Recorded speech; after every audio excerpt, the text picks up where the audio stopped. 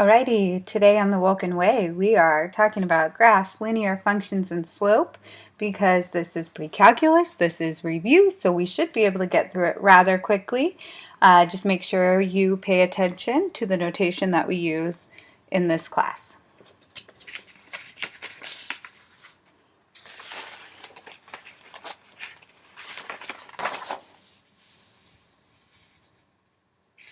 Alrighty, we're starting with a couple of definitions. So the first definition is an x-intercept. The x-intercept is where a graph crosses the x-axis. So it's going to have an x-coordinate, and the y-coordinate, because you don't go up and down at all, is going to be 0. And the y-intercept is where the graph crosses the y-axis, and therefore it will have a y-coordinate, but the x-coordinate will be 0 because we didn't move left or right. Just keep that in mind. It's kind of counterintuitive because we're asking for an x-intercept, so sometimes we think that the x should be 0, but you're actually looking for a number. So in fact, it's the other coordinate that should be 0 when you're working with x and y intercepts.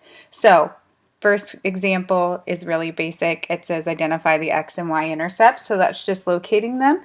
So in pre-cal, if it says x and y intercepts, then you need to make sure that if it's the x-intercept, that you use the notation some number, comma 0 in parentheses. Some students leave those off. You should not leave those off. That's point notation. And like I said before, how are we going to know between point notation and interval notation? And that's just by the context. So because it says x and y intercepts, these are points on the graph. So here's where it's crossing the x-axis, so this would be -3, 0, and here is where it's crossing the y-axis. We'll just say it's 5, so that's at 0, 5. Okay? Next one, right here, x-intercepts. You can clearly see the graph is not crossing the x-axis at all, so it doesn't have any. There's lots of graphs that are that way, and then here's its y-intercept at 0, 4.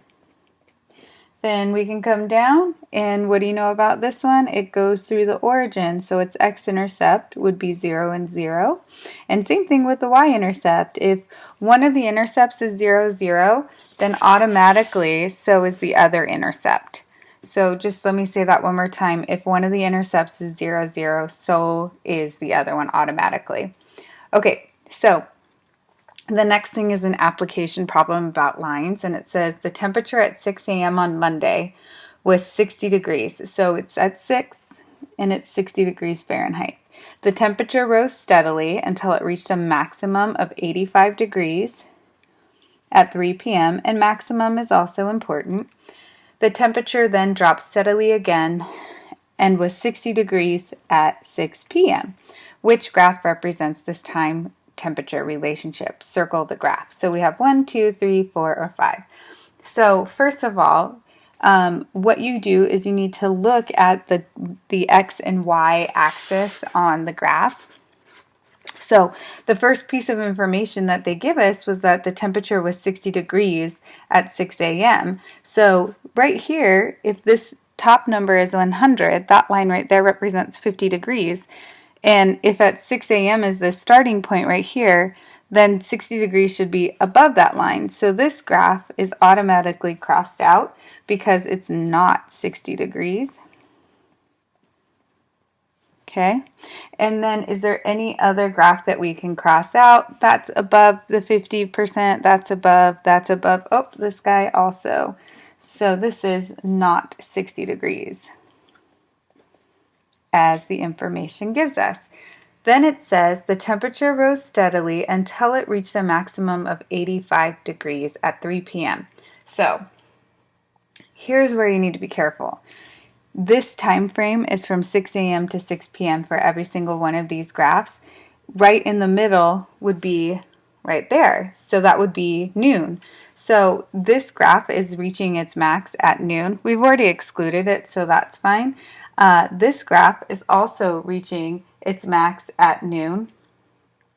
And we can almost say that this one's probably not 60 degrees either, but we'll do this right here. We'll cross this out and say that it's not reaching its max. It's supposed to reach its max at 3 p.m., not at noon, so that's not good.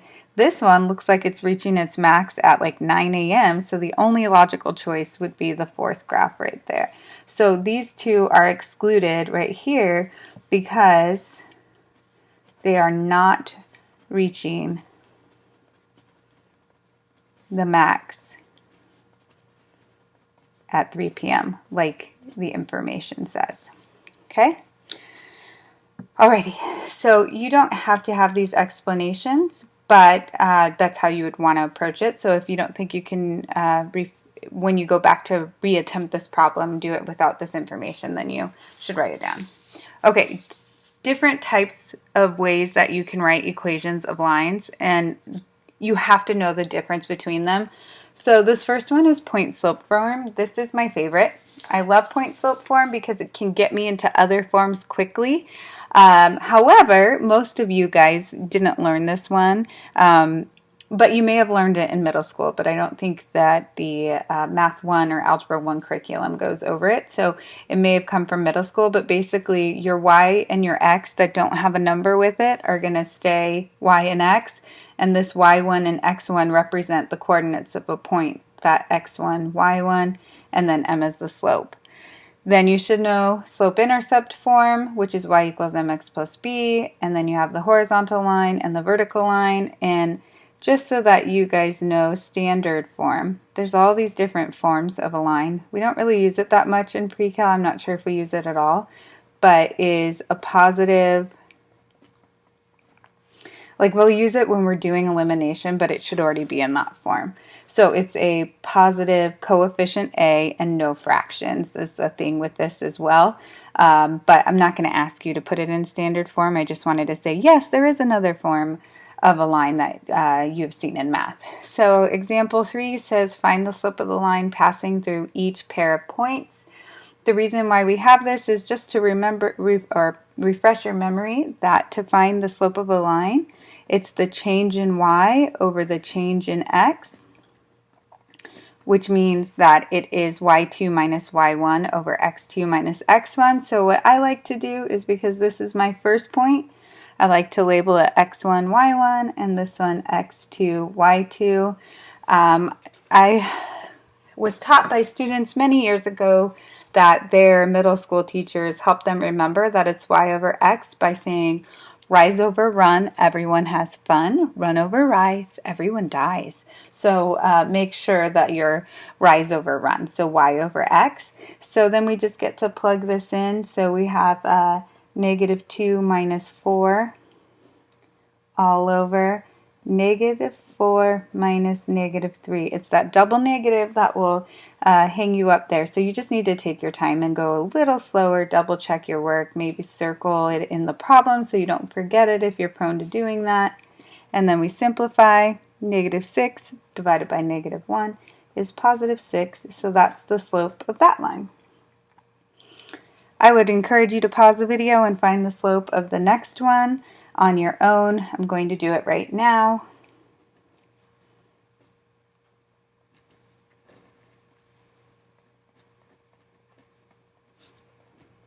So on this one, you get 7 over negative 5.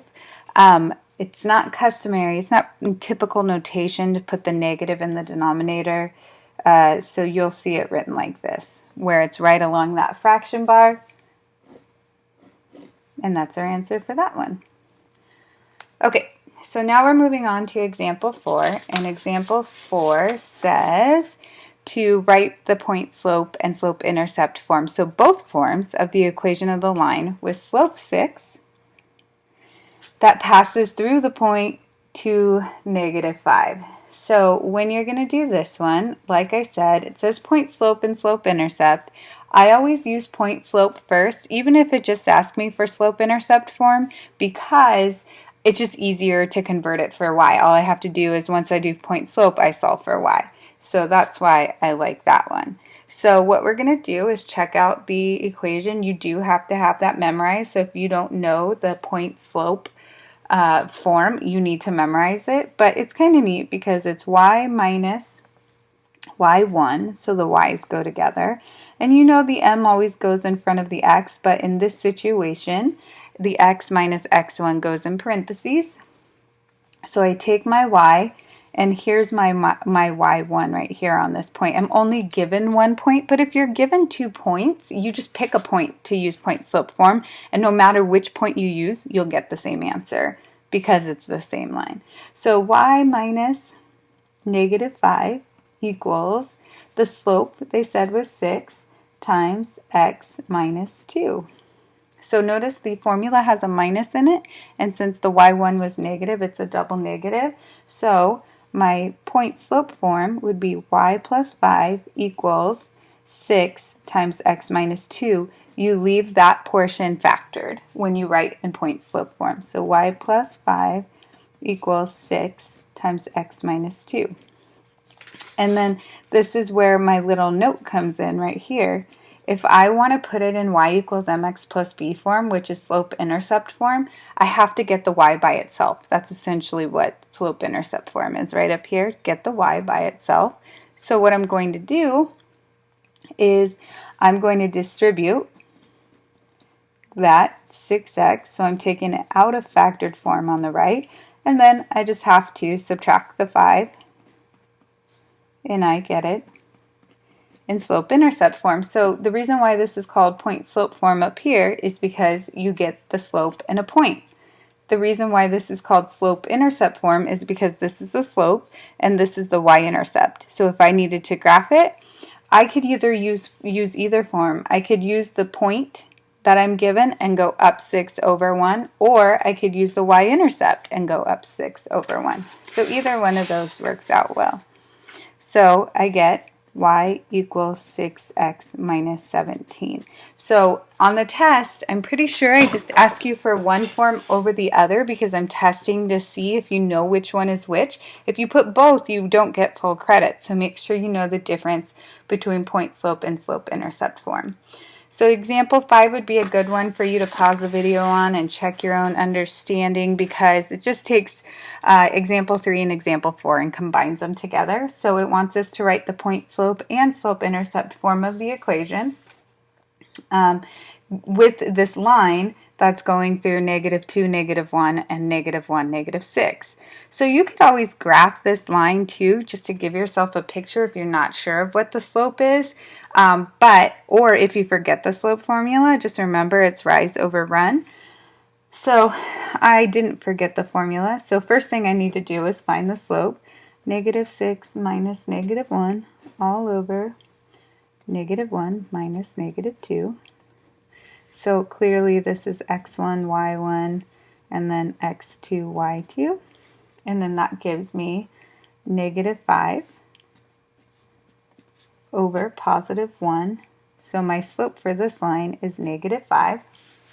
So when I want to go do point slope form, I'm going to do y minus, and I'm going to take this point right here. So since I'm picking this point or this coordinate, I have to pick that one. That's the one rule. You can't do halvesies with these points.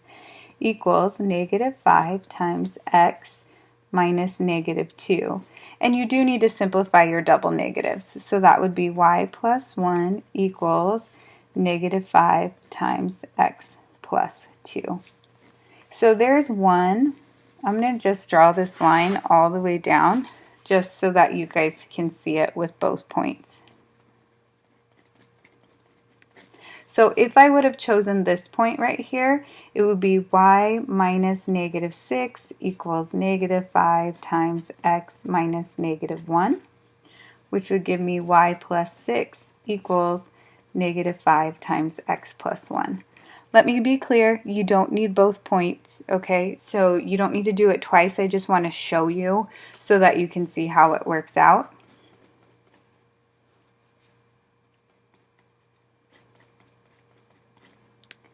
Okay, so let's convert these to slope-intercept form. Again, you only need to do this once. I'm just showing you that we're going to get the same way no matter which one we use.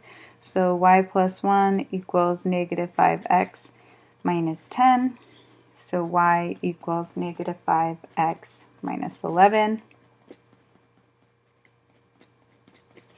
And over here, I would get y plus 6 equals -5x minus 5, and then subtract the 6. Hey, it's magic! So of course we should be getting the same equation because it's the same line. We're just approaching it two different ways. Okay, moving on. Let's flip over to the back side. Example 6 is just graphing, so it's real quick. You should know how to graph at this point. You need two things to graph a line, either 2 points or a point and a slope. So, or you can use two intercepts, whichever one is your choice. Because this is in the form y equals mx plus b, it makes sense for me to do my x-intercept, my y-intercept. So slope-intercept form, that number right there, that 1 is your y-intercept. So my y-intercept is 0, 1. So I'm going to put a point. That's a point on a graph. So it's 0, 1. And then my slope is 3 over 5. That's my moving word. So it's always rise over run. So I'm going to go up a positive 3 and to the right positive 5 since both those numbers are positive. And there's my graph.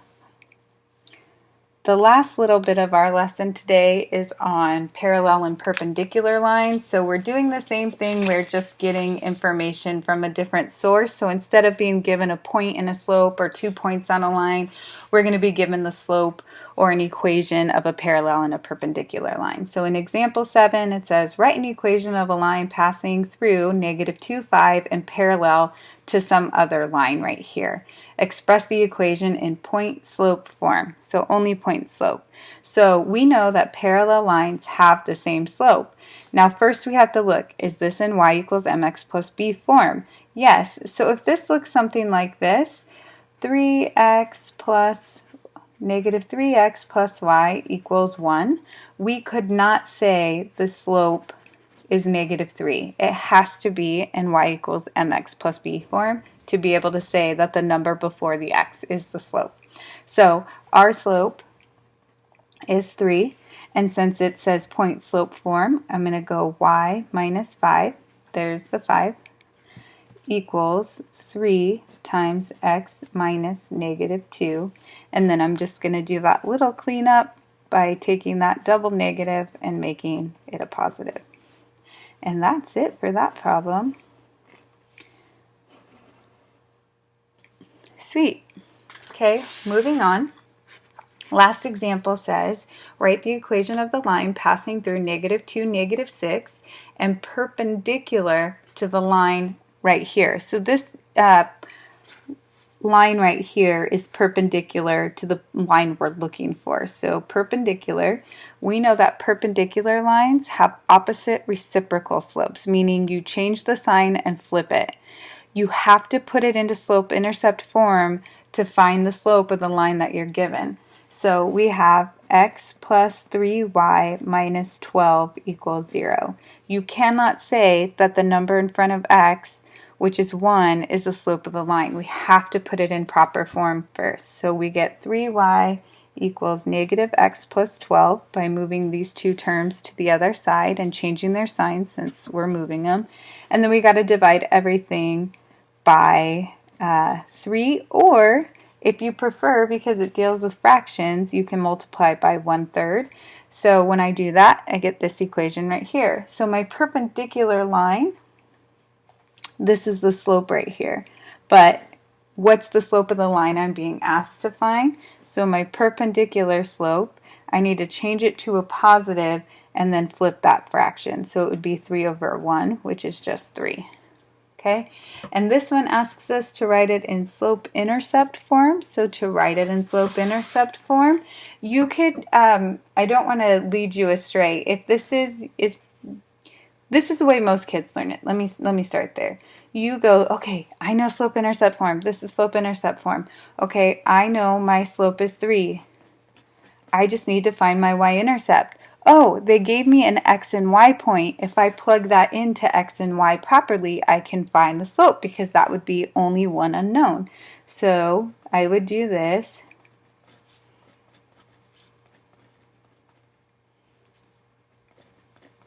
And then I'm going to add 6 to both sides, so I get the y-intercept is 0. So the equation of my line would be 3x plus 0, which is just y equals 3x.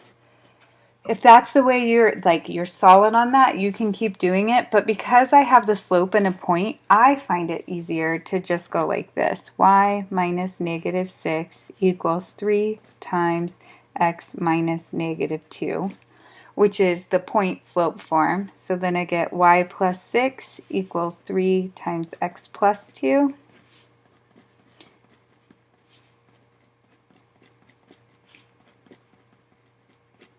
And then I subtract the 6 and I get y equals 3x. So really it's whatever you feel more comfortable with as to what you need to do. So this lesson was just the basics of slope. You can see that along every example there's a page number and a checkpoint. So if you need help with any of those, or if that was a struggle for you, you should definitely go back and do the checkpoint exercises in the textbook.